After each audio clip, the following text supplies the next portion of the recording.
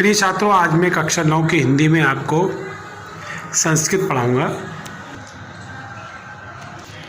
इससे पहले की वीडियो में मैंने आपको संस्कृत में पहला और दूसरा पैराग्राफ पढ़ा दिया था। आज मैं आपको तीसरा पैराग्राफ पढ़ाऊंगा। इस पैराग्राफ में दिया गया सदाचार नाम नियम संयमो पालनम, यानी नियम और संयम का पालन, यानी नियम और संयम का पालन ही क्या है? सदाचार है। इंद्रिय संयम सदाचारस मूल तिष्ठन, सदाचार के मूल में, यानी मूल तिष्ठे, सदाचार के मूल में इंद्रियों का संयम होता है। इंद्रिय संयम, इंद्रियों का संयम होता है। सदाचार के मूल में इंद्रियों का संयम होता है। इंद्रिय संयम से युक्त आहार विहार और युक्त सोना और जागना संभव होता है। यानी इंद्र संयम के द्वारा ही हम आहार विहार और उचित सोना और जागरण संभव होता है। किम युक्तम क्या उचित है, किम युक्तम क्या अनुचित है, इसका ज्ञान हमें कैसे होता है? सदाचार से होता है। एक कोई पुरुषा महानता अवत, एक कोई पुरुषा महानता अवत, यानी जो कोई पुरुष महान अववन माने हुए हैं, तेन संयमेन, वे संयम और सदाचार से उन्नति को प्राप्त हुए, उन्नतिगता उन्नति को प्राप्त हुए। या जना नियम अधीन थे, जो लोग नियम के अधीन होते हैं वे समय से सोते हैं, जागृत में जागते हैं, खाते हैं, पीते हैं और निश्चय, और क्या करते हैं? निश्चय ही उबध्यम गच्छत, विकास को जाते हैं, यानी विकास को, उन्नति को प्राप्त करते हैं, यानी विकास को प्राप्त होते हैं।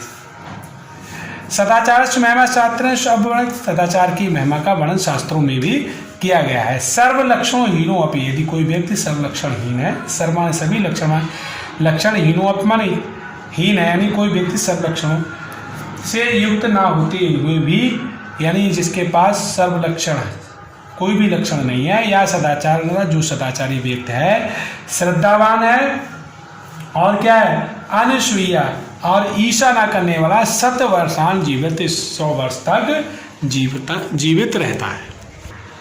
अगले श्लोक में दिया गया आचरण लभते आयु आचारा लभते, आचरण से आयु प्राप्त होती है, आचरण से श्री लक्ष्मी प्राप्त होती है, और आचरण से कीर्ति प्राप्त होती है, और आचरण से ही धन की प्राप्ति होती है। आगे लिखा गया अतएव सदाचार सर्वथा लक्षणीयता, हमें सदाचार की सब प्रकार से रक्षा करनी चाहिए। महाभारते अपि सत्यमेव उक्तम, महाभारत में सत्य कहा गया है। ये ते अस्माभि सदा चरित्रम रक्षाम कार्य, यदि हम सदैव चरित्र की रक्षा करेंगे तो धनम तो आए, धन तो आ जाता है। चरित्रम यदि नष्टम, यदि चरित्र नष्ट हो गया तो सब कुछ नष्ट हो जाएगा। यदि नष्टम स्व यदि सर्वम विनष्टम भवति, तो सब कुछ नष्ट हो जाएगा। इसमें कहा गया है कि अगले श्लोक में व्रत यत्न संरक्षते वित्त आदि चा, हमें चरित्र की यत्नपूर्वक रक्षा करनी चाहिए। धन तो आता और जाता है। अक्षीणो वित्तम, वित्तम माने धन के क्षीण होने पर भी व्यक्ति, धन के क्षीण होने पर कुछ नहीं क्षीण होता है, और यदि चरित्र नष्ट हो गया तो समझ लो हतोहता, तो मनुष्य का सब कुछ नष्ट हो गया। हतोहता मरी हुए के समान है। यदि वह व्यक्ति कैसे हुए के समान है? हतोहता में सब कुछ नष्ट हो गया, तो उस व्यक्ति का सब कुछ नष्ट हो गया। कह सकते हैं कि चरित्र की पूर्वक रक्षा करनी चाहिए।